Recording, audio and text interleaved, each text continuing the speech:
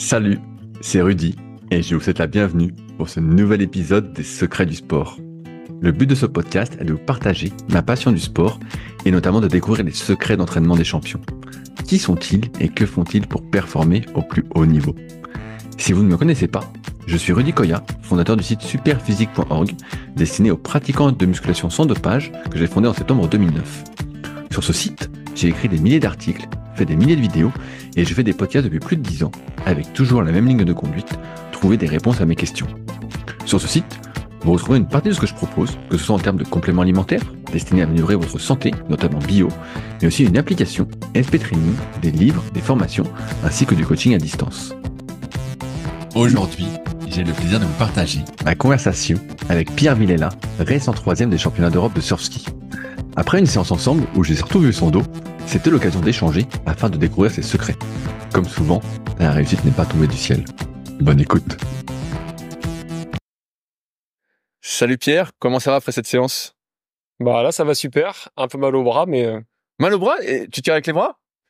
bon, mal au dorsaux alors, si tu préfères. Non, je sais pas. Et tu sens plus quoi?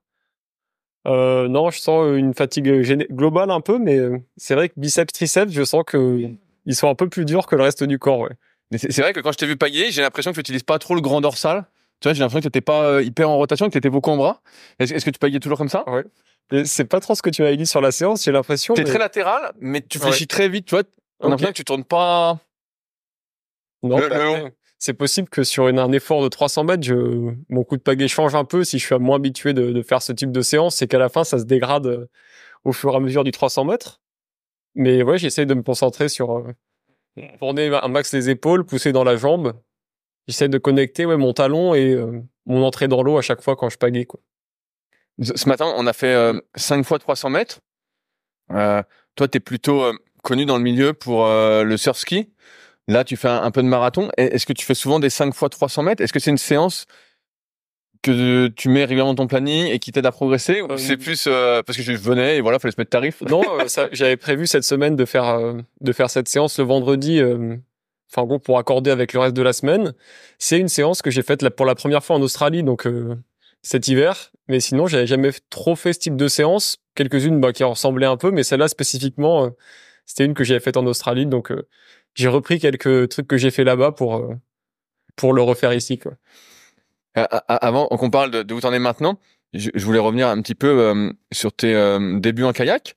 Quand est-ce que tu as commencé? Où? Comment? Dis-moi tout. Moi, j'ai commencé en 2012, donc au club de Palavas. Donc là, on est aujourd'hui pour faire la séance. J'ai commencé parce que j'ai eu un problème de genou lié à la croissance et j'ai dû arrêter pendant un peu plus d'un an les sports que je faisais. Donc c'était rugby et judo. Et donc j'ai commencé par hasard. J'avais le choix entre kayak ou tir à l'arc et j'avais besoin de me dépenser, donc j'ai choisi le kayak. Et finalement, petit à petit, j'ai continué et j'ai repris un petit peu le judo et rugby très très peu. Au final, je me suis vraiment investi au fur et à mesure dans le kayak. Donc là, depuis un peu plus de 10 ans, quoi. Par quoi on commence quand on a 13 ans et qu'on débute le kayak? Et là, c'est un club de surf ski à Palavas. Donc j'ai tout de suite commencé le surf ski et en mer. Et c'est seulement au bout de 1 ou 2 ans que je me suis mis à faire un peu de course en ligne en plus au Gros du Roi, donc avec Nico. Mais sinon, ouais, j'ai tout de suite commencé en surf ski depuis le début, quoi. Et genre, j'exagère un peu, mais limite première séance, t'as été en mer. Je me rappelle bien, j'avais fait la journée découverte. Première séance, c'était dans les canaux à Palavas. On avait fait un tour dans les étangs. Et deuxième séance, c'était directement en mer. Mais ouais. Ouais. Et t'as pas eu peur dès le début d'être en mer? Après, moi, je connaissais pas l'activité. Je sais pas, tu suis les coachs, les moniteurs. Donc, je me suis pas rendu compte que j'étais en mer ou que ça pouvait faire peur. Je me rappelle de la première fois où j'ai vu des vagues, où j'avais l'impression qu'il y avait 2 mètres de vagues et on m'a dit qu'il y avait 50 centimètres. Mais après, avec le temps et petit à petit, on s'habitue et on se pose plus la question. Mais donc le surf ski, pour ceux qui connaissent pas, c'est du kayak de mer, mais avec des bateaux profilés. On peut résumer ça comme ça? Ouais, ça on peut Comment dire. tu dirais? Moi, je dirais que ouais, c'est des bateaux pour surfer la houle au large, pour faire des grandes distances en mer, pour avoir de la vitesse. Je pourrais dire que ça ressemble un peu à un bateau de course en ligne, mais plus grand, plus de volume, qui est insubmersible aussi pour aller vite en pleine mer, quoi. Est-ce qu'il y a des compétitions chez les jeunes en surski? Est-ce que quand on a 13-14 ans, il y a des compétitions? Ouais, ça commence. Voilà, c'était cadet junior avant comme en course en ligne, les catégories d'âge. Même minime aussi. Maintenant, il y a un championnat de France pour les minimes. Maintenant, ça a changé. C'est devenu U15 et U18 pour les jeunes. Mais ouais, dès qu'on commence, il y a des compétitions avec des parcours adaptés. Donc, ouais, c'est accessible à tout le monde. Comment ça s'est passé pour toi, alors, tes premières compètes? Première compétition. J'ai fait de la natation. Ouais, c'est exactement ça. Je me rappelle, c'était un biathlon de Comps. C'était kayak et course à pied. Moi, vu que j'avais mal aux genoux, j'avais fait que la partie kayak. Et je me rappelle que j'étais tombé 2 fois à l'eau sur la course. Et j'étais en surski, hein, et j'étais tombé 2 fois à l'eau tout seul. Et ouais, je m'étais pas trop régalé, mais bon, après, c'était la première, quoi. Comment a évolué ta fréquence d'entraînement au fil des années quand on a 13, 14, 15 ans? Est-ce qu'on s'entraîne tous les jours? Parce que tu vois, le surski, quand on est en course en ligne, pour ceux qui ont écouté notamment les podcasts Secrets du kayak qui précèdent les Secrets du sport, on voit qu'à un moment, tu rentres en pôle espoir et tu t'entraînes tous les jours, 2 fois par jour. Toi, il y a tout un parcours un peu type avec les régates minimes, tout ça. Toi qui es plus surski, comment ça s'est organisé, tu vois, en grandissant? Non, au début, je faisais des séances mercredi, samedi avec le club. Et c'est, je dirais, peut-être en KD2 que j'ai commencé à m'entraîner un peu plus tout seul, à venir un peu plus au club. C'est quel âge ta KD2? KD2, je pense, en seconde. Ok, donc 16 ans, 16-17 ans. Et c'est là où j'ai commencé à venir un peu plus au club. Après, j'ai été un peu en liste. J'ai fait 2 ans en liste espoir. Et je suis pas allé en pôle ni rien. En gros, j'étais bien au lycée, comme j'étais, à m'entraîner à Palavas. Et non, je sais pas comment, mais j'étais motivé. J'avais envie de faire des courses. J'avais des équipages aussi avec le club du Gros du Roi, qui m'a bien motivé, je pense, à m'entraîner, à monter sur l'eau. Et je venais quand j'avais le temps. Il y avait quelques, je peux dire, vieux du club à Palavas avec qui j'ai fait quelques séances de surski. Mais ouais, pendant une grande période junior par là, je me suis beaucoup entraîné tout seul en mer. Et après, maintenant que je me suis vraiment à fond investi dans la compète, je m'entraîne quasi tous les jours au club et quand même avec du monde, donc c'est sympa, quoi. Quand tu étais en liste espoir, ça donne accès à quoi? En gros, moi, j'ai eu, je sais pas, j'ai fait quelques tests à l'effort, des trucs comme ça en liste. Est-ce que tu te souviens de tes résultats? Je peux dire quasiment, ouais, c'est vrai que j'ai une bonne mémoire de tous mes résultats, on va dire, sur toutes les courses, le nombre de pompes, tractions que j'avais fait chaque année. C'est quoi ton best alors? Sur les tests, du coup, en fonction des années, ça avait changé, mais le mieux que j'avais fait, c'était 31 tractions et 91 pompes, parce que du coup, c'était les barèmes pour avoir 5 points à ce moment-là, sur les épreuves. Ouais, sur les épreuves. Et est-ce qu'il y avait des tests aussi, comme en course en ligne, tu sais, course à pied, 5 km? Oui, c'est ça. C'était en fait, c'était pareil? Oui, c'était les mêmes, c'était ces tests-là. Qu'est-ce que tu as fait au mieux au 5 km? J'avais fait 18-30. Ok. Au 5, ouais. C'est donc, pour ceux qui te voient pas, t'as un gros gabarit, On a fait le même gabarit. Tu fais un 93-92 kilos. Ouais. Donc t'es plutôt une masse comparativement à, tu vois, si on prend les autres kayakistes, souvent qui sont un peu plus petits, et un peu moins lourds. Et est-ce qu'il y avait aussi t'avais pas de test muscu-muscu, parce qu'il y avait pas tirage planche? Non, c'était pour les jeunes, ouais, il y avait juste poids du corps, il y avait un petit parcours de slalom, un 2000, un 200. Et est-ce que tu te distinguais plus sur le 2000 que sur le 200? Ouais, plus sur le 2000 quand même. Et c'est vrai qu'à cette époque, il y avait même pas un bateau performant. En gros, pour la course en ligne, j'avais un bateau qui était un peu large à l'arrière. Donc, tu te souviens ce que c'était? C'était un Freelancer à 75. Ah, j'en ai eu un. Ah ouais. Donc ouais, c'était pas le meilleur bateau, mais ça faisait l'affaire à ce moment-là pour moi. Enfin, pour en faire, quoi. Ah ouais, c'était pas méga solide comme bateau. Je me souviens, c'était, il a fini cassé, en fait. J'ai fait un caillou et paf! Ah ouais. Donc, tu t'entraînes tout seul. Est-ce que, malgré tout, tu as eu, on va dire, des entraîneurs, tu vois, durant cette période? Parce qu'en mer, comme je te disais, moi, tu vois, j'y vais, je suis un peu là. Tout à l'heure, on a pris quelques petites vagues avec un bateau, j'étais pas super à l'aise. Est-ce que tu as quelqu'un qui te disait, tiens, fais ci, accélère là? Non, quand j'ai commencé, je m'entraînais avec Arnaud du club de Palavas. Après, quand je me suis investi un peu plus et que je faisais des séances en plus, j'ai navigué tout seul. Et là, j'étais du coup licencié au club du Gros du Roi.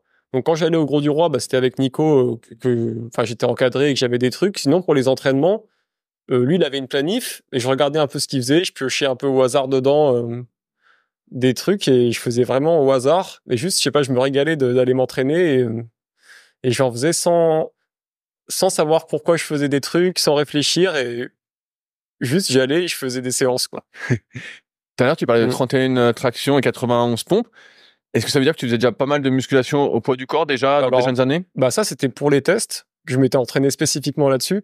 Et je me rappelle que, en gros, j'étais super motivé pour faire les tests, pour réussir les tests. Et le soir, je rentrais des cours assez tard. Je faisais un 5 km à fond, une pyramide de pompe et traction. Et ensuite, je faisais mes devoirs, je mangeais et je faisais ça quasiment tous les jours sans me dire que c'était n'importe quoi et que je partais sans échauffement. Tous les soirs, je faisais mon chrono 5 km sans m'échauffer et je sais pas, après, j'avais pas de recul et juste, j'avais envie d'en faire, quoi. Mais c'est un peu trop, mais. Je sais pas, tu vois ce que tu me dis. Souvent, tu vois, on a tendance j'ai cette sensation, à vouloir vraiment cadrer son entraînement. Tu sais, il y a plein de modes sur l'entraînement dans tous les sports. Et je pense qu'il y a un truc qui rien ne remplace, c'est l'envie, tu vois. Quand tu fais un truc avec envie, même si c'est pas parfait, je pense que tu progresses au moins jusqu'à un très très très bon niveau, différent en fonction de chaque personne. Alors que si tu fais ton plan dès le début, j'ai l'impression que tu te fixes un peu de limites, tu vois, et tu vas peut-être un peu moins loin. Ouais. Non, je suis d'accord qu'à cette période, même après, quand j'ai grandi un peu à 18-19, j'avais pas de plan d'entraînement et juste j'envoyais parce que j'étais motivé. Dès que des gens naviguaient, j'allais faire avec eux. Et je pense que ça a bien marché. Une certaine période, quoi. Je pense qu'il faut faire un peu de. Après ça, j'ai eu un entraîneur pendant 2-3 ans où là, c'était vachement plus cadré. Qui c'est qui était C'était Pierre-Louis Letous avec Sportiféo, en gros, que je me suis entraîné. C'était super, mais c'était très cadré. Et qu'est-ce que tu faisais de différent, là, justement? Est-ce que là, tout était régulé? Je veux dire, ton nombre de séances intenses? Tout était, en gros, il y a une application en gros, qui est sur Internet. Je me connectais à l'application, j'avais tout mon planning décrit. Après les séances, je pouvais faire des retours, tout était calculé, que ce soit la charge d'entraînement, les trucs comme ça. Donc c'était très cadré, c'était super, je pense, d'un point de vue progression. Mais ensuite, là maintenant, je suis un peu un mix entre les deux où je réfléchis, j'ai une grande trame que j'ai derrière moi. Mais si je dois changer une séance pour faire un downwind ou pour profiter de naviguer avec quelqu'un ou des trucs comme ça, je m'adapte. Alors que là, c'était en gros très bien, je pense, pour m'entraîner. Mais j'ai eu un peu cette limite de devoir m'entraîner des fois un peu tout seul pour pouvoir suivre le plan à la lettre. Et avec l'expérience de naviguer en mer, des fois, c'est plus profitable, je pense, en gros, d'améliorer ma technique de surf que de faire exactement la séance qu'il y a dans le plan. Et maintenant, je privilégie un peu ça à suivre les séances que je me suis un peu fixé avant, quoi. Comment tu avais choisi ton entraîneur? Alors, comment je l'avais choisi? Je l'avais rencontré, en gros, après les championnats du monde à Quiberon qu'il y avait eu en France. De surf-ski? Ouais, parce qu'il coachait déjà un autre gars en surf-ski. J'avais discuté avec lui et c'est vrai que j'étais dans une phase où je me posais trop de questions sur ce que je devais faire et finalement j'étais un peu dans une phase d'hésitation où quand je m'entraînais, je savais pas trop est-ce que c'était mieux de faire ci, de faire ça. J'ai été trop hésitant et je finissais à plus savoir quoi faire et finalement à moins être à être moins à fond dans faire des entraînements, des séances, vu que j'étais trop à me dire est-ce qu'il vaut mieux faire ci, faire ça, et j'ai discuté avec lui, et au final, on est parti comme ça. T'étais quel âge à ce moment-là? Et j'avais 20 ans, je pense. Ah ouais, donc t'étais déjà bien grandi, là. Et à ce moment-là, donc t'étais déjà en équipe de France de surf-ski, chez les jeunes? Là, je m'étais sélectionné pour la première année cette fois. Enfin, c'était la première année en équipe de France en U23, ouais. Et à ce moment-là, tu t'entraînais donc tous les jours? Ouais, je pense. En gros, c'est en 2018 où je me suis mis à m'entraîner à fond. 2019, c'est la première fois où je me sélectionne en équipe de France. Et ouais, je m'entraînais tous les jours. Ça représente quoi en termes de nombre de... Est-ce que tu sais à peu près le nombre de kilomètres, le nombre de séances? J'ai du mal à... Et donc, tu faisais quoi, 2 séances par jour de kayak? Non, à ce moment-là, je naviguais pas beaucoup en kayak. Je faisais beaucoup d'autres sports. Ok. En gros, c'est... Donc, c'est-à-dire, tu faisais quoi alors? En gros, je faisais vélo, course à pied, un peu de muscu, un peu de tennis, un peu de foot et du kayak. Bon, après, je dirais que je faisais en gros une séance de kayak pour une séance d'une autre activité à peu près. Ouais, mais c'est pas tant que ça, tu faisais 5-6 kayaks, quoi. Ouais, je pense que c'était ça. Ouais, c'était à peu près ça. Et ouais, c'est pas si énorme avec le recul. Ouais. Non, mais j'ai toujours... Et puis aussi, j'habite un petit peu loin du club, ce qui fait que ça me demande... En gros, je suis à 20 km, donc ça me demande un peu de temps de venir. Et des fois, c'est plus pratique pour moi de m'entraîner... en gros, là où j'habite, et faire un autre sport que de venir au club où ça me prend une plus grande partie de ma journée pour m'entraîner, quoi. Est-ce que dans ces années-là, t'as commencé pour de vrai la muscu, justement? J'ai commencé en 2019 à la fac, en gros surtout parce que j'avais un pote avec qui on allait à la muscu. C'est ça qui m'a entraîné à en faire plus qu'avant. Ou avant, c'était vraiment minuscule, une fois peut-être tous les mois comme ça. Enfin, juste parce qu'il y avait quelqu'un qui en faisait et que j'en faisais avec lui. Mais ouais, à ce moment-là, je me suis mis à en faire un peu régulièrement avec un pote. Alors, je pose cette question-là parce que t'as un sacré gabarit. qui pour moi dénote un peu de ce que je peux voir dans le milieu du kayak. Est-ce que tu as toujours été balèze? J'ai toujours été après un peu plus grand que la Voilà, mais au niveau musculature, tout ça? En poids, je pense après peut-être un petit peu plus, peut-être que les gens dans ma classe ou les trucs comme ça, mais j'ai jamais été... Enfin, je sais pas, j'ai toujours été comme ça, mais sans... Ok. Ah, mais c'est original. Ah ouais. Parce que 92 kilos sec, pour ceux qui étaient assez secs, hein, on est d'accord. C'est un sacré gabarit pour quelqu'un qui fait déjà quelqu'un qui fait de la muscu qui serait comme ça, on dirait putain, c'est déjà balèze. Bon, merci. Hein. Ah ouais, donc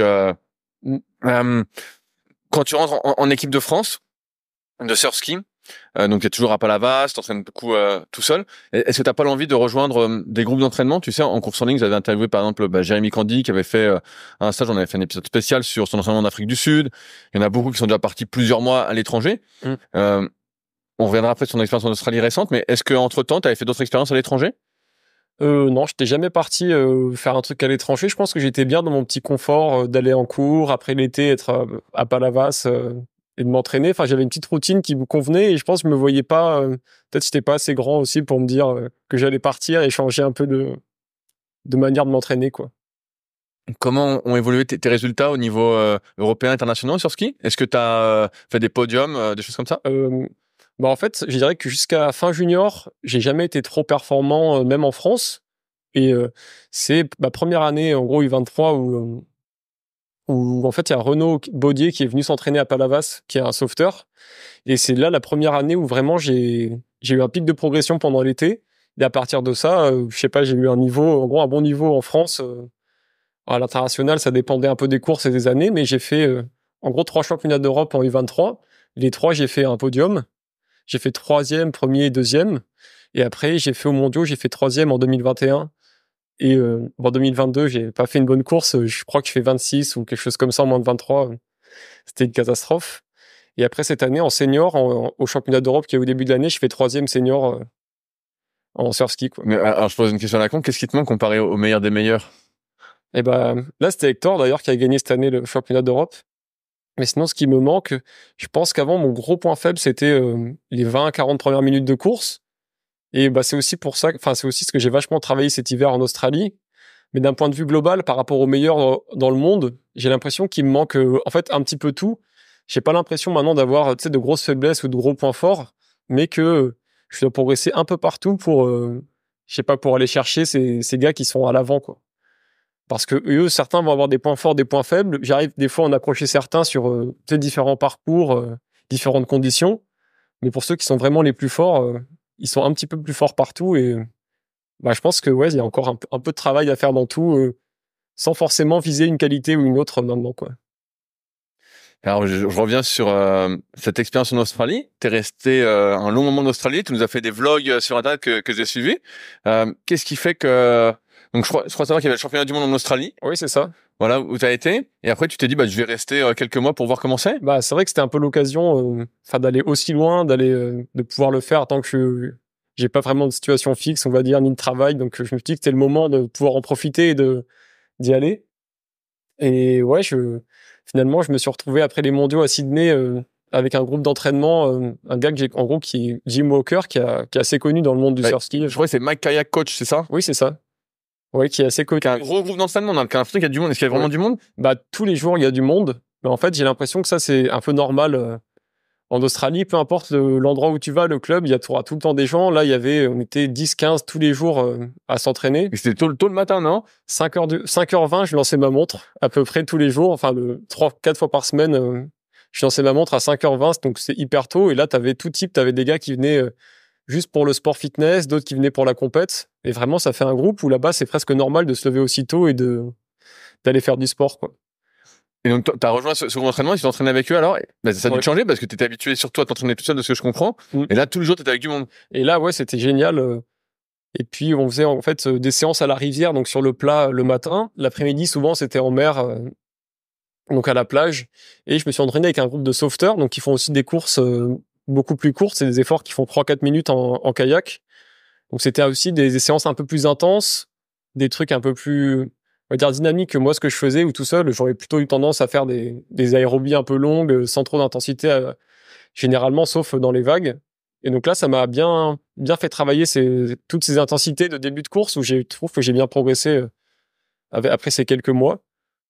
Et est-ce que tous les jours, il y avait ces intensités de 3-4 minutes? Et c'est vrai que la méthode d'entraînement, elle est complètement différente dans France. Alors, dis-moi les secrets. La différence, c'est que à chaque séance, en fait, il y avait de l'intensité. J'ai fait, en fait, sur les 4 mois que j'ai fait avec le groupe, j'ai fait une séance, c'était 10 km récup. C'était le lendemain d'une compétition et on a fait 10 km. Enfin, personne n'était en mode récup. C'était, tout le monde était à 12 ou 13, quoi. Voilà, tout le monde était à 12 et je me suis dit, bon, bah, je m'attendais vraiment à ce que ce soit une séance récup. En fait, pas du tout.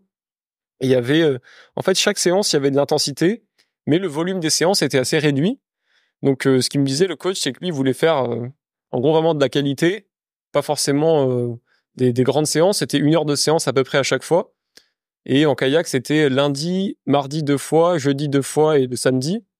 Et à chaque séance, c'était... en fait, les semaines se répétaient un petit peu dans les différentes... on va dire dans les différentes intensités qu'on retrouvait. Mais c'était tous les jours, il y avait au moins un peu d'intensité à un moment dans la séance. Et donc des intensités plus ou moins longues. Est-ce qu'il pouvait y avoir des... Je sais pas, j'ai une connerie, il n'y avait pas des 1 minute tous les jours quand même, si non, je dirais que en gros, tu faisais des séances. Chaque semaine, il y avait des séances, on va dire, de seuil. On faisait entre 20 et 35 minutes d'effort. Ok. Après, il y avait des séances où on faisait des 1500, 1000 mètres, 500 mètres. Des séances, après, on faisait des VMA avec frein où c'était... il y avait en gros entre 15 et 1 minute d'effort. Et des séances de lactique avec à peu près 30... Enfin, comme on a fait ce matin, 300 mètres, comme ça... C'était entre deux. Eux, ils avaient des repères. Donc, j'ai estimé que ça faisait à peu près 300, mais... Et donc, tous les jours, t'as une intensité comme ça? Et après, ouais, c'était chaque jour, c'était une séance intense. Et donc, toi, après, tu remontais l'après-midi. Et non, l'après-midi, c'était encore intense parce que c'était... Et l'après-midi, à la plage, on faisait... en gros, il y avait toujours le temps des vagues. Ça, c'était un truc... Enfin, vraiment, au bord, il y avait tous les jours... j'ai fait peut-être une séance en 4 mois où la mer était lisse. Et le reste du temps, tout le temps, une barre à passer, à revenir. Et là, on faisait, en gros, un peu d'échauffement en faisant des allers-retours pour s'appliquer sur le passage des vagues, le surf, etc. Et ensuite, il y avait tout le temps des remontées rapides où on se concentrait soit sur l'appui, soit on faisait la course. Et ça, à chaque séance, ouais. Putain, mais donc, et donc, il n'y a jamais une séance comme nous, on ferait B1, technique. Bah, là, ça n'existait pas du tout, non. Et même quand je suis allé faire après, j'ai fait quelques séances de planche. Et pareil, même type de séance, toujours à fond sur certains moments, quoi. Donc, moi, les séances que je faisais en plus, du coup, je faisais que de l'aérobie très basse pour en faire un peu. Parce que j'étais quand même très habitué à faire ça. Donc, j'ai mis quelques semaines à m'habituer vraiment à ces intensités. Mais vu qu'ils font ça toute l'année, j'ai l'impression que c'est normal et que eux, ça les choque pas de... Et tu récupérais? Bah, au début, c'était très dur. Franchement, les 2-3 premières semaines, j'avais les bras dans un état... C'était super dur pour moi de changer ça. Et franchement, j'ai pris le pli assez vite. Je pense qu'au bout d'un mois, j'avais plus de problème à faire tout ça, quoi. Et finalement, c'est en revenant en France, d'aller au Gros du Roi faire une boucle des 20, donc 20 km de séance, ça m'a paru même un peu long et je me suis dit que finalement, j'étais bien sur les séances d'1 heure, mais qu'il me manquait un peu tu vois, d'aller chercher dans les longues séances, quoi. Et donc, tu as réintroduit ça en rentrant? Ouais, bah là, c'est vrai que avec cette expérience que j'ai eue, j'essaye de faire un peu un mix entre ces intensités d'efforts très courtes qui m'ont permis de progresser sur mes débuts de course et en même temps de regagner du volume d'entraînement et faire des séances un peu plus longues et de faire un peu un mix entre les deux. Je pense que ça pourrait me convenir. Et quand tu fais du long, c'est cool alors? Ensuite, quoi. Ou tu bourres? Non, est-ce que c'est une séance 20 km style gros lin ou je sais pas comment on peut dire? Non, ça va dépendre des séances, mais oui, si je vais au Gros du Roi, je m'attends à ce que ce soit une boucle un peu rapide. La course à la fin, quoi. Voilà, un peu en mode marathon où on envoie. Et sinon, si je navigue à Palavas, je vais m'adapter un peu aussi aux vagues qu'on a en mer, mais ouais, je vais garder une aérobie un peu plus basse, quoi. Mais ouais. Et donc, t'es resté 6 mois? Ouais. Est-ce que t'as fait de la muscu là-bas? Est-ce que les autres faisaient de la muscu? Alors, au club de sauvetage, il y avait une salle de muscu, mais moi, vu que j'y avais pas la carte, en gros, on m'a laissé un peu venir, avoir un bateau, etc., sans que je sois licencié. Donc, je pouvais pas rentrer et accéder à la salle. Mais dans l'immeuble dans lequel j'étais, il y avait une petite salle, on va dire, avec des petites haltères, une barre de traction, des 2-3 poulies avec des petits poids. Donc, j'en ai fait un petit peu, mais c'était pas le principal de ma semaine. Est-ce que tu courais? Est-ce que tu faisais d'autres activités? Parce que là, j'ai l'impression que quand tu forces tous les jours, est-ce que tu fais... C'est vrai que j'avais l'habitude, du coup, de pas faire beaucoup de kayak. Et là, j'ai vraiment profité de ça pour augmenter vraiment mon volume de kilomètres de kayak tous les jours. Donc, mon but, c'était vraiment de faire beaucoup de kilomètres de kayak et en profiter d'habiter à 2 pas du club pour m'entraîner à fond. Donc j'ai fait beaucoup moins d'autres sports que ce que j'aurais fait en France, mais j'allais quand même courir 2 ou 3 fois par semaine, que ce soit 10 kilomètres pour en faire un petit peu. Et après, je devais faire 1 ou 2 muscu par semaine, je pense. Comment elle est la vie sur place? Est-ce que tu vas trouver facilement un logement parce que t'arrives, tu travailles que l'été, donc j'imagine il y a pas de professionnel, tu vois, un peu en kayak. On parlera après du sponsor, tout ça. Ouais. Mais comment tu fais pour trouver un appart? Et au début, c'est sur Facebook. En gros, sur Facebook ou sur en gros le Bon Coin d'Australie, t'as plein d'annonces de petits trucs. Les loyers sont super chers. Donc ça, c'est assez surprenant quand on arrive de voir le prix des loyers. C'est quoi super cher? En gros, vu que c'était en dollars, maintenant j'ai un peu perdu le fil. Dis-moi en dollars? C'était, je pense que tu pouvais trouver. Là, c'était en gros, j'étais avec ma copine dans une chambre. On était en colocation dans un appartement et on payait, je crois, 580 par semaine dollars. Par semaine? Donc ça fait peut-être 350 € par semaine. Ouais. Et ça, tu te dis, pour être en coloc dans un appart, pour louer une petite chambre, quoi. Et là-bas, j'ai l'impression que c'est... Bon, après, on avait quand même un joli appartement où le truc était assez cool. Des fois, il y a même des personnes qui louaient, en gros, 4 lits dans une même chambre. Et tu louais 150 $ la semaine, avec des inconnus en colocation, quoi. Parce que, il y a beaucoup de monde qui cherche à se loger et c'est... Donc ça, une fois que tu as trouvé l'appart, après, ça se faisait, mais... Et donc, la vie là-bas est chère aussi, alors? Ouais, la vie est assez chère. Tout est un petit peu plus cher. Quand on a découvert ta recette de petit déjeuner. Mais sinon, c'était cher pour s'alimenter? Ouais, tout était un peu plus cher. Après, je sais pas, au bout d'un moment, on s'adapte à commencer aussi. Il y avait l'essence qui était moins chère qu'en France, mais je crois qu'à part ça, de manière générale, tout est plus cher. Qu'est-ce qui fait que t'es rentré? Parce que ça avait l'air d'être super. Ouais. En fait, j'étais rentré pour les compétitions. En gros, il y avait les championnats d'Europe, des courses en France et les sélections équipes de France là qui étaient emmenées. Et en gros, je voulais faire la préparation là-bas et rentrer pour les compétitions. Donc c'est pour ça que je suis revenu, quoi. Et est-ce que t'as pas envie de repartir? Je me suis déjà posé un peu la question. C'est vrai qu'après, ça pourrait être sympa de refaire l'expérience. Après, on est aussi quand même loin de tout. Je veux dire, loin de la France, de sa famille, des habitudes qu'on a. Ouais. Et je sais pas si je repartirais, mais... Parce que j'ai vu que sur place, justement, dans tes vlogs, t'as mis du temps à trouver un bateau. Des fois, t'arrives à l'océan, t'avais pas de bateau. Ah oui, toi, il y avait tout un truc un peu logistique qui était... Parce que moi, c'est ce que je me dis. Je me dis, tiens, je ferais bien 6 mois en Australie. Ouais. Mais bon, il faut que j'arrive, que j'appelle. Est-ce que vous avez un bateau? Est-ce que vous n'avez pas de bateau? Ouais. Au tout début, j'ai eu la chance qu'on me prête un kayak dans le club. Et après, c'est... en gros, vu que moi, je suis sponsor par Nordic en surf-ski et que j'utilise des bateaux nordiques, j'ai pu, en gros, m'arranger avec un revendeur nordique de là-bas que j'avais rencontré au Mondiaux pour qu'il m'envoie un bateau. Bon, ça a pris un peu de temps, mais au final, j'ai pu avoir le bateau que je préfère pour naviguer avec eux. Et en sauvetage, ils m'ont directement passé un bateau qui était super, donc c'était cool. J'ai eu de la chance, je pense, sur le groupe sur lequel je suis tombé. C'était trop... Enfin, vraiment, ils m'ont accueilli, ils m'ont fait naviguer avec eux. Pareil, tu avais été avec ta pagaie ou t'as pris une pagaie là-bas? Ouais, j'avais ma pagaie. On amène tous nos pagaies dans les valises.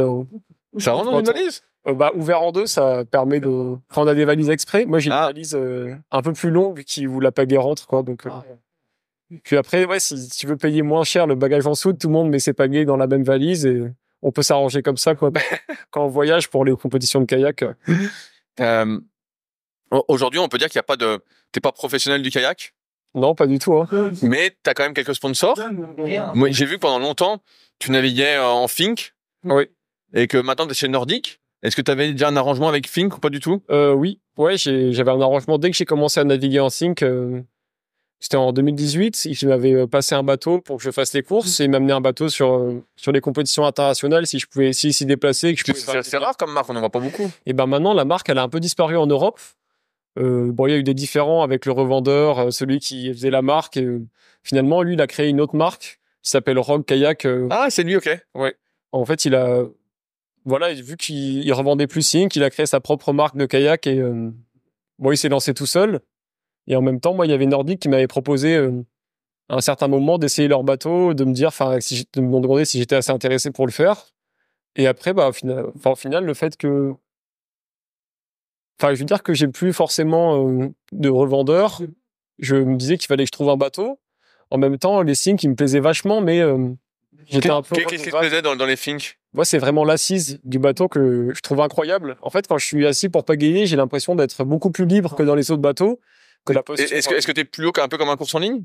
Ouais, je pense que l'assise est un peu plus haute. Et le problème que j'avais dans tous les autres surskis, c'était d'avoir le bassin en arrière. Et j'arrivais pas à me redresser. Ça, c'est beaucoup dans les fennes. Oui. J'ai remarqué, mais j'ai eu un badge là aussi, c'était un peu ça, un peu moins. Après, oui, c'est très personnel. Il y a d'autres personnes qui vont adorer le fen et qui vont se sentir bien assis. Moi, c'est impossible. Je navigue dedans, j'ai le sang qui se coupe dans les jambes, c'est pas bon, ouais. Donc ouais, voilà, j'ai adoré le sink. Bon, je me suis trop. Bah, je voulais dire. Si, le Fink, t'as bien aimé? Ouais, j'ai bien aimé le sink, mais je mettais tout le temps des mousses à l'intérieur. Et quand Nordic m'avait proposé, je me sentais un peu redevable du sink pour tout ce qu'il avait fait pour moi, donc je voulais faire encore une saison avec. Finalement, après, il a arrêté de revendre la marque, donc moi, c'était un peu l'opportunité de changer. Et ouais, j'ai essayé pour la première fois le Nordic sur le marathon d'Amsterdam. J'étais bluffé en fait par l'assise et tu trouves que l'assise est mieux encore? Ah ouais, je suis tellement bien assis pour naviguer que je pourrais faire des kilomètres, tu sais, sans jamais avoir mal aux fesses, mal aux jambes. Donc ça, c'est génial. Et après, et en termes de vitesse, comparé au Fink, je trouve que sur le plat, c'est un avion. Vraiment, le bateau sur le plat, je pense, c'est le surf ski à mon avis le plus rapide. C'est impressionnant. Est-ce que tu as déjà testé le V14 en comparaison? J'ai jamais testé le V14, non. Mais c'est vrai que peut-être qu'il est rapide aussi. Ça ressemble. Moi, j'ai déjà vu un V14 et je trouve que ça ressemble beaucoup sur le plat. Par contre, il est un peu plus rond, il est un peu plus instable. Okay. Ouais, c'est vrai qu'il y a eu des retours d'instabilité dans le V14 que t'as pas dans le cas. Dans celui-là, que t'as beaucoup moins. Dans le Nordic, on a le même bateau maintenant. Ouais. Mais tu sens que la gîte est d'un côté, mais elle s'arrête assez vite, tu vois. Il roule un peu et hop, ça s'arrête. Ouais, c'est vrai que. Et après, même en navigation en mer, moi, j'adore. Le Sink c'était un bateau long aussi, qui faisait la même longueur, très tendu. Donc, c'est un style de navigation qui est déjà un peu le même que le Nordic, où j'ai rapidement fait la transition. Donc j'ai eu aucun problème, je sais pas, pour naviguer un peu de travers ou quoi. Et donc là, ça consiste en quoi ce sponsoring avec Nordic Kayak? Et ben avec Nordic, j'ai un bateau d'entraînement. C'est un peu le même principe qu'avant. J'ai un bateau d'entraînement que j'utilise pour m'entraîner, ou avec lequel je fais les compétitions si moi j'emmène le bateau. Et ensuite, pour toutes les courses internationales, ils mettent à disposition un bateau que eux vont emporter pour moi si c'est un peu loin, quoi. J'ai vu qu'ils te filaient aussi un peu de fringues, tout ça. J'ai vu hier, t'as versé un collier et t'as mis la tête aux pieds. Non, pour les vêtements, je suis en partenariat avec Baikomi. Ok. Donc c'est une marque de Sydney d'ailleurs qui fait des vêtements de kayak. Mais ouais, c'est vrai que j'ai quelques vêtements nordiques. Mais après pour les compétitions, je me prends les vêtements Baikomi avec lesquels. Et donc Baikomi, c'est quoi? C'est juste des vêtements ou t'as un peu de sous? Non, c'est juste des vêtements de kayak aussi. Enfin, juste des vêtements et bon, en gros, je les mets pour les compétitions. J'ai quelques stickers que je mets. Et, bon, après, je pense à les taguer comme nordique dans les publications que je fais sur les réseaux. J'ai l'impression que Baikomi, c'est un peu les seuls en vêtements en kayak. Moi, j'ai ça. Est-ce que tu vois d'autres marques? Il y a la marque Moke aussi ouais, mais ils font pas beaucoup de choses. Ils en font beaucoup moins. Après, ça va dépendre si quelqu'un est sponsor Moke qui va dire. Non, mais Baikomi, moi, j'en ai plein. J'ai que du Baikomi. Ils font plein de choses quand même. Oui.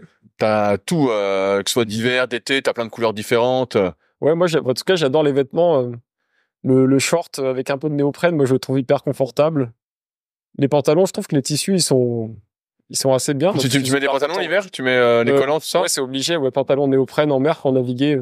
Sinon, ouais, il fait trop froid pour les vagues. Ouais. En termes de paillettes, est-ce que tu as un sponsor ou pas du tout?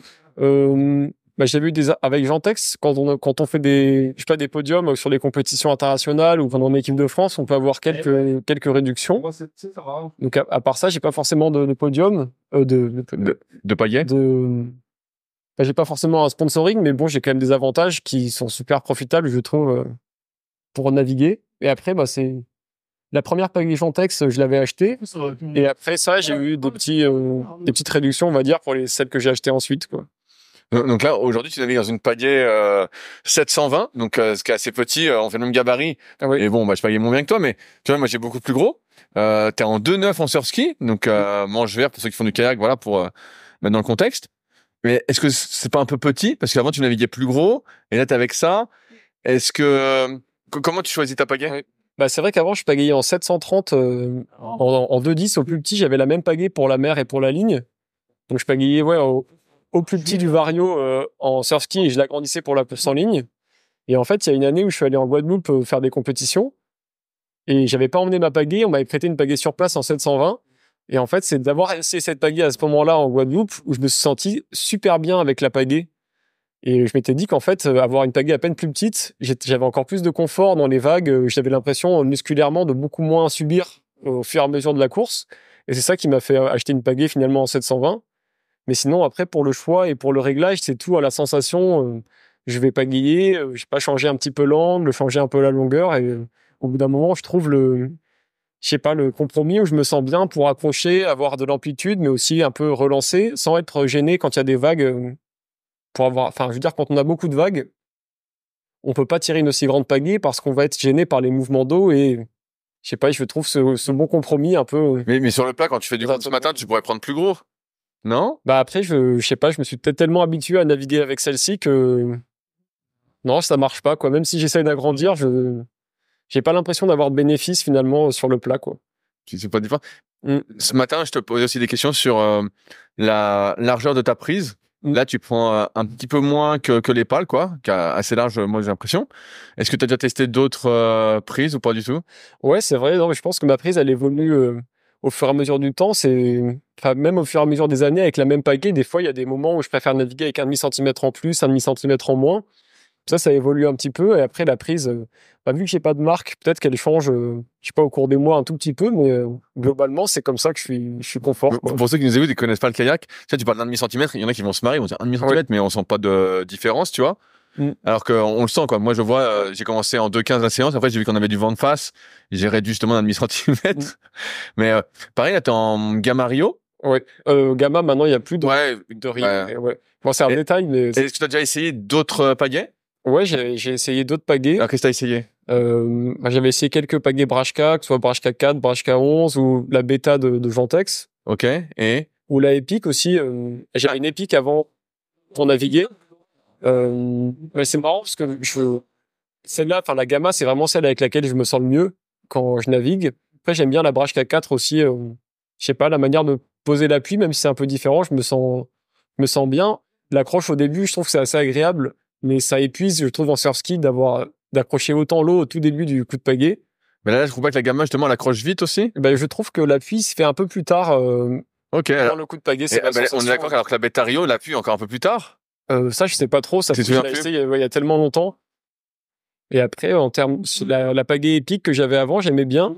Mais il y a eu une période où tout le monde s'était mis à casser les manches. En gros, du coup, après, avec le temps, moi, j'avais peur de casser le mien aussi. Et en mer, ça met un peu moins en confiance quand t'as je sais pas, ce stress que de savoir que ça peut arriver. Donc, je l'avais changé. J'ai eu une épique et c'est avec quoi j'ai commencé. J'étais super content, moi, de l'épique. Ouais. Et justement, quand j'avais été en Nouvelle-Zélande, je me suis dit, tiens, est-ce que j'en rachèterais pas une pour mettre dans mes bagages et tout? Et j'aimais bien la épique.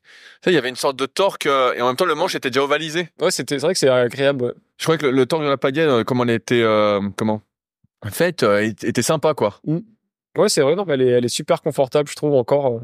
Ouais, donc des fois, j'hésite. Là, pour l'info, je me suis acheté, des Bracha 6 pour tester, parce que, il y avait une fin de cas, pagaie test, et donc, c'était à vendre moins cher. Ok. Est-ce que t'as déjà testé ça? Non, j'ai jamais testé. Alors ça, c'est un peu l'entre-deux, t'as une super accroche. J'ai déjà testé, moi, une Bracha 7, donc c'est celle pour filles, normalement, mais bon, c'est la même en 6. T'as une super accroche, et justement, quand t'accélères, t'as aussi de l'accroche, quoi. Donc t'as vraiment tout à la fois, c'est un peu, pour moi, la compromis entre le gamma et bêta, c'est un peu tout à la fois, quoi. Ok. Quand je les aurai, quand je reviendrai, je te ferai tester. Ouais, avec plaisir. Elles sont un peu grosses, mais bon, c'est pas grave, c'est pour tester, c'est pour s'amuser. Ouais, voilà. C'est pour s'amuser. Là, on disait que t'étais en 2,9 en pagaie de surski, mais tu m'as dit qu'en ligne, tu mettais pas beaucoup plus gros, alors que, tu vois, pareil, en kayak, tu sais, c'est difficile de trouver des infos. Souvent, les mecs, ils mettent 6-7 cm de plus. Ouais. Toi, finalement, Et ouais, il y a quelques années, c'est vrai que je naviguais plus de 15, de 16 en course en ligne. Mais c'est pas beaucoup pour ton gabarit, même de 15, de 16. Parce que les gars, tu vois, moi, à chaque fois, on me dit, toi, tu devrais mettre en course en ligne de 21, de 22, de 23, tu vois. On me dit même, ah ouais. Je me souviens, je sais pas si t'avais écouté l'interview de Philippe Bocara, qui était genre en 2,24, qui est un peu plus grand que nous, et qui fait presque 2 mètres, je crois, de mémoire. Et tu vois, tout le monde disait, bah ouais, toi, ce serait plus de 2,20, tout ça. Et tu vois, je me dis, putain, mais c'est énorme, tu vois. Ouais. Et quand je te vois, je me dis, franchement, ce matin, t'allais super vite. Donc, je me dis, en 2,9, donc en ligne, t'es en 2,13. C'est vrai que maintenant, je navigue plus petit.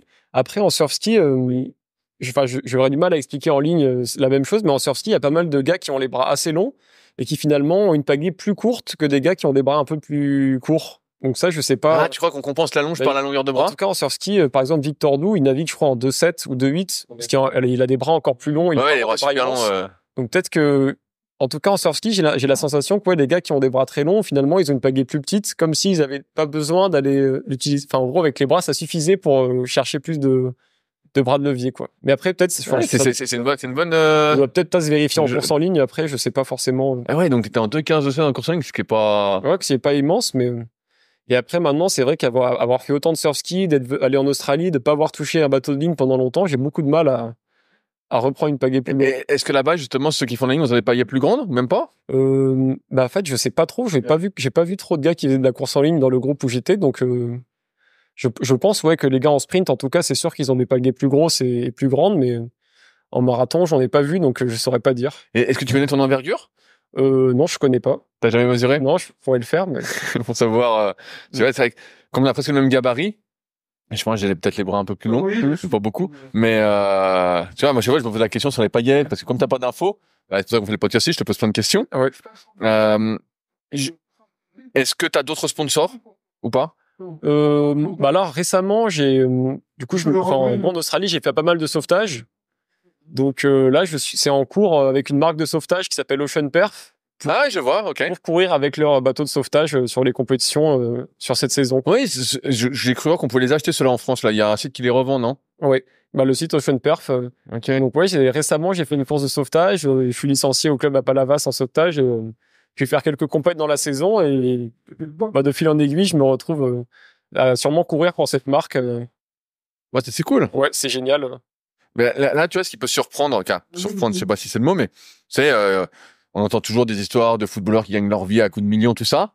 Ouais. Toi, t'es un peu, là, on va dire, t'es au top niveau du surski, entre guillemets, t'as fait 3e aux Europes, donc voilà, t'es quand même assez en haut. Et malgré tout, tu peux pas du tout en vivre, tu vois, t'es obligé de travailler à côté. Et en même temps, c'est difficilement conciliable d'avoir un travail à temps plein avec le fait de s'entraîner 2-3 fois par jour, comme c'est ton cas actuellement. Et est-ce que tu crois que ça va venir, tu vois? Est-ce que t'as des chances, tu penses? Est-ce qu'il y a des chances? Je sais pas trop, franchement. Après, là, bah, tu vois, récemment, je me suis mis à faire quelques vlogs sur les vidéos de kayak et avec ça, j'espère que ça fera découvrir un peu à plus de monde le kayak et peut-être que ça fera évoluer le surf-ski. Enfin, ça va contribuer un peu si tout le monde, je sais pas, met en avant un peu le surf-ski, ça pourrait aider un peu à faire connaître le sport. Mais sinon, pour ça d'une professionnelle, J'ai l'impression qu'en Australie, il y a des gens qui en vivent. ouais, là-bas, c'est vrai que c'est surtout du sauvetage où, en fait, je sais pas, au club à Sydney, je pense qu'il y avait un club par plage. C'est des plages qui font, c'est pas un peu moins d'1 kilomètre. Après, il y a quelques falaises. Et là-bas, t'as tous les clubs qui sont remplis tous les jours de jeunes qui font du sauvetage tous les jours. Et ouais, les athlètes de sauvetage sont professionnels. Ça, c'est retransmis à la télé. T'as des sauveteurs qui sont sur les paquets de céréales. Donc là-bas, ouais, je sais pas, c'est un autre monde. Et pour les gars qui font du kayak, enfin du sauvetage surtout, c'est pro. Et en sauvetage, tu te débrouilles bien? Bah, sur l'épreuve du kayak seulement. Où là, ça va. Sur le reste, c'est Sur le reste, natation, bah, vu que j'ai jamais nagé, je veux dire, comparé aux gars qui nagent, je suis super loin. Planche, en m'entraînant, je peux être pas trop mauvais, mais ça, je veux dire, je veux pas être au même niveau que les meilleurs. Donc après, sur l'enchaînement, planche, kayak, nage, c'est difficile pour ouais, l'instant. c'est trop dur. Ben justement, comme t'aimes bien varier d'activités, tu vas peut-être te mettre sur la natation? Ouais, peut-être. Non, je sais pas, c'est une question. Non, c'est vrai, c'est pas un sport après qui me plaît tant que ça, mais la planche, j'aime bien. Ouais, je pense que j'en ferai un peu au club de sauvetage, quoi. On parlait de muscu. Pendant longtemps, en kayak, la mode, c'était de faire vraiment de l'endurance de force, vraiment des séries très longues, très longues, très longues. Moins de force, notamment dans les disciplines comme le marathon ou autre. Est-ce que tu fais de la muscu style endurance de force ou tu fais plus de la force? Qu'est-ce que tu fais en muscu? La musculation, moi, ça va quand même pas mal varier au fur et à mesure de la saison. Donc, il y aura des périodes où je vais faire un peu plus de force ou un peu plus d'endurance. Et généralement, je fais pas beaucoup d'endurance de force avec beaucoup de répétitions, parce que je me dis que tout le travail que je fais en kayak, après, ça me fait aussi travailler ce truc ou faire un peu de séance avec frein ou ce genre de choses. Mais sinon, globalement, j'ai un petit volume de séances au début où je vais faire par exemple de la force, de la puissance ou des trucs un peu comme ça. Et après, je vais faire plus des circuits sur le gainage, sur ma prévention d'épaule et ce genre de choses, quoi. Est-ce que t'es fort en muscu? Là, pas trop. Je pense que j'ai pas des très bonnes performances. Est-ce que tu sais à peu près ce que tu fais? Ouais, bah après, là, depuis du coup presque 10 mois, j'ai pas fait de muscu dans une vraie salle, donc mes performances, elles ont vraiment diminué. Donc peut-être que je dois faire peut-être 100 kilos en développé couché. Et en tirage? Tirage, je sais pas trop. Traction peut-être? Traction lestée, je pense que je dois m'approcher des 50 sur une traction.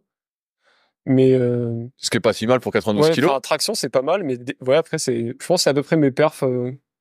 Mais je vous pose la question parce que, comme on en parlait tout à l'heure avant de faire le podcast, moi j'ai l'impression que t'as beau faire plein de muscu, ok, ça fait une séance en plus, ça fait du renfort et ça, je pense qu'il n'y a pas trop de débat.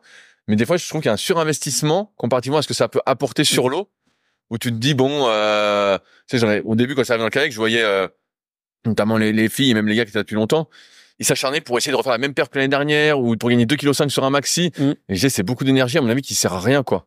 Je me disais, je ferais mieux d'aller naviguer ou d'aller courir ou de faire autre chose ou de t'étirer ou parce que te forcer pour essayer de gagner presque rien, tu vois. Non, c'est vrai que. Est-ce que tu penses que toi, si tu gagnes de la force, tu vas aller plus vite sur l'eau là? Bah en fait, ça je saurais pas exactement dire, mais moi je suis abonné à Olivier Bollier sur Instagram. Et Olive, ouais. j'avais acheté un de ses livres pour lire un peu sur la musculation. Et de ce que j'en ai retenu, c'est que, en tout cas pour la préparation physique, ça sert à rien d'être trop, je sais pas, de faire des immenses séances super longues et de se ramener. Moi, je me dis que si je peux gagner un peu de force, on va dire pendant l'hiver, ça va être bénéfique sur la suite. Mais après, c'est pas une obsession pour moi d'être, je sais pas, le plus fort possible. Et si je vois que j'arrête de progresser, je sais pas, sur mes séries, bah, je vais changer de ce que je fais pour continuer à progresser sur autre chose et je m'adapte un peu comme ça. Quand je m'entraîne. Aujourd'hui, en dehors des courses, comment tu sais que tu progresses à l'entraînement? Est-ce que tu suis, toi, j'ai vu que tu mettais pas de ceinture cardio, par exemple. Alors peut-être que t'en mets des fois, mais tu vas me dire. Est-ce que tu suis ta vitesse? Mais il y a toujours un peu de vent, de courant, donc c'est difficile de savoir. Tu vois, je t'ai montré ma courbe tout à l'heure. Des fois, j'avais plus de 2 km/h d'écart entre les deux côtés. Tu vois, facile. Comment tu suis ta progression? Comment tu calibres tes entraînements? Tu vois, tu vois, si tu vas faire une séance au seuil, qu'est-ce que tu fais? Bah en fait, déjà le cardio, je l'avais en gros jusqu'aux mondiaux. Il est tombé en panne, je crois, quelques jours avant la course. Et après tout le voyage en Australie, j'ai pas utilisé de cardio. Et ce que je fais, bah c'est vrai qu'en kayak, c'est difficile de quantifier toutes les progressions parce que je sais pas, on n'a pas vraiment de repères sur l'eau. Mais là, ce que je me fie, c'est un peu à l'échelle RPE sur 10, où je sais qu'à telle allure, je dois avoir tel ressenti. Avant, bah, je couplais ça un peu avec la fréquence cardiaque pour voir si ce que je faisais, c'était un peu. C'était dans la bonne zone, quoi. Ouais, voilà, c'était un peu un indicateur de me dire si c'était bien. Et je pense que maintenant, me connaissant, et avec ce sport, avec l'échelle, en gros, avec cette échelle de difficulté et ce que je sais, ce que je dois faire en fonction de temps d'effort, j'arrive à me mettre, à mon avis, dans la bonne intensité à chaque effort, quoi. Et j'ai cru comprendre tout à l'heure que tu me disais que tu reliais pas ça à une cadence particulière. Oui. Tu vois, c'est vrai que. Comment, tu vois, je te donne un exemple. Si je fais je reste basique pour tous ceux qui ont pas qui comprennent. Si je fais une séance au seuil, moi je sais que c'est à peu près 90 de cadence, tu vois. Donc si je suis à 84 ou 96, voilà, je sais que je suis à peu près bon, mais c'est autour de 90. Donc je sais que mon investissement correspond. Moi qui m'entraîne avec Belette, c'est toujours à les conditions un peu stables. Hein. Donc je vois bien. Toi, il y a pas de cadence, donc des fois tu peux mettre un peu plus, un peu moins. Ouais, c'est vrai que pour moi la cadence, en course en ligne, j'ai l'impression qu'il y en a beaucoup qui sont à fond là-dessus. Moi, c'est pas trop un facteur que je prends en compte dans le sens où aussi, je sais pas, en fonction du courant, de ce que je vais avoir, des vagues, des fois, je sais pas, c'est trop variable. Et même en fonction de l'effort, je veux dire, par exemple, dans un effort de 20 minutes, peut-être qu'il y a certains moments où je vais un peu varier ce que je fais où je vais varier un peu ma gestuelle pour économiser certaines choses et pouvoir tenir un peu plus longtemps. Et même là, à mon avis, ma cadence, elle doit encore varier. Et je pense que c'est pas un facteur qui est primordial dans ce que je fais. Après, peut-être que je me trompe, mais moi, c'est que comment tu vois l'entraînement. C'est comme ça que je vois le truc, quoi. Et aujourd'hui, alors, ça correspond à combien de séances difficiles, tu vois, par semaine pour toi? Alors, c'est vrai que là. Depuis que tu es rentré en Australie, est-ce que tu en fais une tous les jours? Non, en fait, quand je suis rentré, du coup, j'avais un long mois et demi de compétition où là j'ai fait plus du maintien et donc c'était pas vraiment je sais pas, des cycles de développement. Et là je dirais que après de séances dures je finis dépouillé, je pense peut-être 2 dans la semaine et après parce que les gens c'est difficile comme ça parce que j'ai eu taille en mer et puis voilà quoi. Voilà, quand je vais en mer que ça va aussi dépendre un peu des conditions. S'il y a une semaine, il y a tout le temps des vagues, je vais en profiter pour faire des descentes un peu rapides, pour travailler un peu des allures courses. Je vais adapter aussi un peu, des fois, juste à la semaine, comme ça, avec ce que la météo propose. Mais sinon, ouais, je peux aller peut-être 5 séances intenses. Des fois, il peut y avoir 5 séances intenses. Mais pas plus.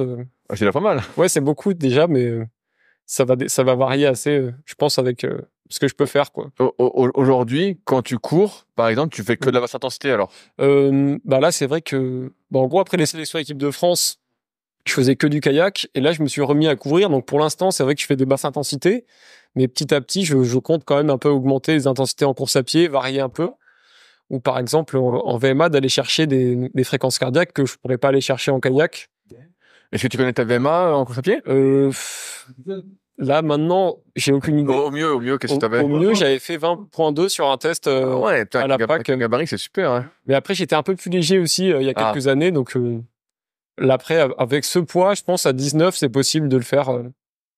Comment se passe ton hygiène de vie autour du kayak? À part ton petit déjeuner qui avait l'air super. Ah ouais.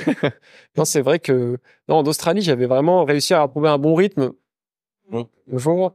Un bon rythme, que ce soit sur, je sais pas, le sommeil, l'alimentation. J'avais tous les jours, j'avais un peu les mêmes choses que je faisais. J'étais à 100 mètres du supermarché, donc je sais pas, pour faire les repas, c'était hyper pratique. J'arrivais à suivre ça. Puis le fait de devoir se lever hyper tôt, en fait, à 21h, je vais aller me coucher, quoi. Mais maintenant que je suis rentré en France, il y a plus de facteurs qui font que, je sais pas, j'ai toujours pas réussi à retrouver ce rythme que j'essaye d'avoir sur tout ça. Donc là, en ce moment, c'est pas toujours moi qui fais les courses. Donc je vois. T'es en coloc là? Là, je suis avec ma mère, ma sœur et son copain. En ce moment, c'est un peu une période transitoire, donc je sais pas, on est tous ensemble, on essaye de s'arranger pour les repas, pour ce qu'on mange. Enfin, eux, ils sont en train, en gros, d'emménager ensemble, mais c'est pas encore le cas, donc ça fait que pour les repas, c'est pas le plus simple. Et pour le sommeil, le fait que le rythme de vie ici soit différent, si par exemple, je propose une activité à 5h20 le matin à quelqu'un, personne va accepter. Donc, même moi, après, je sais pas, même si j'avais adoré ce rythme en Australie, c'est impossible de refaire vraiment ce même truc. Donc, pour l'instant, j'essaie de trouver un peu un rythme pour, je sais pas, pour concilier un peu tout. Donc, là, c'est pas optimal, je trouve. Ok, donc là, mais tu dors quand même bien? Ouais, je dors quand même assez d'heures. Est-ce que tu fais des siestes? Est-ce que je t'ai niqué ta sieste? Non, pas aujourd'hui. Après, les siestes, en Australie, j'en faisais presque tous les jours quand j'avais le temps. Et là, j'en fais jamais, non, finalement. T'es pas fatigué au point de devoir faire des siestes? Non, pas besoin, ouais. C'était surtout les premiers mois d'entraînement, je pense, j'en faisais quasi une tous les jours parce que c'était dur de me suivre. Est-ce que, tu sais, je posais souvent cette question à Secret du kayak aussi, c'était, est-ce que t'es suivi par un kiné? Est-ce que tu as la préparation mentale, tout ça? Est-ce que tu fais ça? J'ai pas l'impression, mais peut-être que je me trompe. Non, au final, j'ai l'impression que quand j'étais un peu plus jeune, je me suis beaucoup blessé à l'épaule, dans le dos, des trucs comme ça. Et à force, j'ai vu à de nombreuses reprises des kinés, ostéos, parce que j'avais toujours ces petits problèmes. Et j'ai l'impression que maintenant, j'arrive à trouver un peu un équilibre où ça va faire, franchement, ça doit faire bien 3-4 ans que j'ai pas eu un problème qui m'a empêché de naviguer pendant une semaine. Donc, j'ai l'impression que j'arrive tout seul à faire tous ces exos, un peu d'étirement, de posture pour pas me faire mal. Et après, sinon, mentalement, non, j'ai jamais eu de préparateur mental. Et après, j'ai jamais ressenti ce besoin je sais pas, ouais, peut-être qu'un jour, j'évoluerai là-dessus, mais. Ah, d'ailleurs, tu m'as dit sur l'eau que tu avais déjà pris des compléments que je suis super physique. Est-ce que tu prends des compléments aujourd'hui? Je prends un peu de whey après certaines séances. De la marque Decathlon du coup, mais c'est vrai que j'avais pris un comprimé de. T'avais pris la créatine chez Super Physique quand j'avais fait pas mal de muscu, mais. Mais sinon tu prends rien, tu prends pas d'oméga 3, tu sais, des trucs comme ça? Non, je prends rien du tout. Et là j'ai pris rendez-vous pour faire, tu vois, un bilan sanguin pour voir un peu si j'avais tout. C'est la première fois que je le fais de ma vie. J'ai fait ça ce matin chez le médecin pour voir si. Ah, tu vois que t'es en retard. Pour voir si ça pourrait pas être bénéfique. Je sais pas, pour les entraînements quoi. Bon, aujourd'hui, est-ce que ton but, c'est d'être champion du monde? Est-ce qu'on peut dire ça ou pas? Ça, c'est difficile à dire, ça fait un peu prétentieux. Bah non, faut bien que tu t'entraînes pour un objectif. Ouais. Tu vas pas t'entraîner pour être deuxième. Je sais pas, c'est une question. Tu peux me dire, bah non, j'ai juste participé. Bah là, moi, ce matin, je voulais gagner, hein. Ouais, je suis d'accord. Non, mais l'objectif que je me suis fixé cette année, c'était de rentrer dans le top 10 au championnat du monde. Donc là, c'est ce que j'ai en tête et je pense que c'est une petite marche déjà par rapport au niveau que j'avais l'année dernière. Donc ça, c'est le but de cette année, c'est faire ça. Et après, je dirais qu'en fonction de ce que je ferai chaque année, je pourrais adapter ou pas cet objectif. Mais c'est vrai que c'est un peu un rêve, peut-être inatteignable. Après, c'est dur à dire, quoi. Il y a donc Gordon qui est un peu le représentant nordique. Est-ce que tu as déjà navigué avec lui sur du plat? Ouais, j'ai fait une ou deux séances quand j'étais allé en Allemagne et il avait été malade, donc j'avais pas pu Ah, t'as pas pu voir s'il allait vite? trop naviguer avec lui. C'est ma question, c'est à quelle vitesse il va? Parce que ça a l'air d'être, il a l'air d'aller encore plus vite. Et ben en fait, lui, c'est vrai qu'il va très vite sur le plat, mais en fait, j'ai l'impression que il fait un volume d'entraînement énorme et en aérobie fondamentale, il est très très fort. Mais après, qu'au niveau de ses seuils, ils sont pas à la hauteur de ce qu'il fait Ah, tu veux dire qu'il fait beaucoup sur de... les courses, quoi. Par exemple, sur la Race Week, en gros, on a eu, la semaine avant les championnats du monde, on avait eu plusieurs courses de 10-11 km où ça avait été assez plat. Et là, Hector était capable de le tenir. ouais, d'être devant, des fois de leader le groupe sur quasiment toute la course. Alors que quand on voit ce qu'il fait, tu sais, en volume total et en aérobie, j'ai l'impression que ses seuils, ils sont un peu en dessous du reste de son niveau, quoi. Tu vois ça sur... Il a un compte Strava où il met tout ça? Ça, c'est plus sur ce que j'ai vu de Quand tu le l'avais voir vu. comme ça, ouais. Mais après, c'est vrai que bon, il sera encore plus fort sur le seuil, ce sera encore plus dur pour nous, parce que déjà qu'il est extrêmement fort. Ouais, c'est une mec, il avait une énorme paquet, quoi. En gros, il a la taille de ma paquet, quoi. Après, ouais, c'est vrai qu'il a le gabarit aussi, je crois qu'il fait 100 kilos. Il fait notre taille, non? Il est plus Ouais, grand. un peu plus grand. Il est un peu plus grand. Donc, ouais, il a vraiment un physique hors norme. Mais de ce que j'ai compris, c'est un gars qui était en équipe d'Allemagne de course en ligne, qui a failli faire les jeux et que ça s'est pas fait, donc après il est parti au surf ski. Ouais, moi, ce que j'ai compris, c'est quoi, il avait plus le temps pour s'entraîner, donc il s'est mis à faire du surf. Et il en fait encore plus? Et finalement, il s'entraîne comme un fou. C'est fou. Ah ouais. Et j'arrive au bout de mes questions, Pierre. Est-ce qu'il y a des sujets qu'on n'a pas abordés, que tu souhaites aborder? Non, je pense que on a peut-être fait un peu le tour de tout sur le kayak. Et si, donc tu parlais de vidéo YouTube, comment s'appelle ta chaîne? Alors moi, c'est Pierre Villela. Donc c'est V-I-L-E 2-L-A. Ouais, c'est ça. C'est ça. Parce que des fois je fais une faute, je mets 2 L ou... C'est fréquent, mais bon, à force, ça me dérange pas parce que c'est habituel, quoi. Et donc dans ces vlogs, pour ceux qui connaissent pas, bah, on te voit partir en compète, on voit une bonne partie de la course, on voit la vitesse. La vitesse, tu la mets avec quoi? C'est avec Garmin? Sur la GoPro.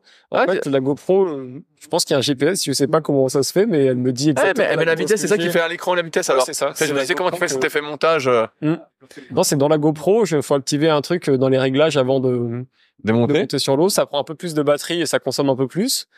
Mais après, je trouve que ça rend un effet sympa sur la course. Ouais, c'est sympa. Ça présente un peu plus ce qui C'est se pour ça que tout à l'heure, je te demandais à quelle vitesse tu tiens, combien de temps tu fais 14 km à l'heure, pendant combien de temps tu tiens 13, tu vois. J'étais curieux de savoir un peu où je me situais, quoi. Ah oui. Et bah, c'est cool. Et bah, merci Pierre de ton temps. Je vais te laisser manger parce que tu remontes dans l'eau dans 34 minutes. Ah oui. Bon, il me reste un peu de temps. Je vais faire vite. Ça marche. Bon, Salut à merci tous. à toi. Si vous êtes encore là, c'est que l'épisode vous a plu. Dans ce cas, je vous invite grandement à m'aider à faire grandir ce podcast en mettant une note de 5 étoiles et un commentaire d'encouragement sur l'application de podcast où vous l'écoutez, et plus particulièrement sur l'application podcast d'Apple. Cela m'aidera d'autant plus à accueillir les meilleurs athlètes et spécialistes français de l'entraînement grâce à la crédibilité que vous me donnerez. En attendant, je vous souhaite un bon entraînement et à la semaine prochaine.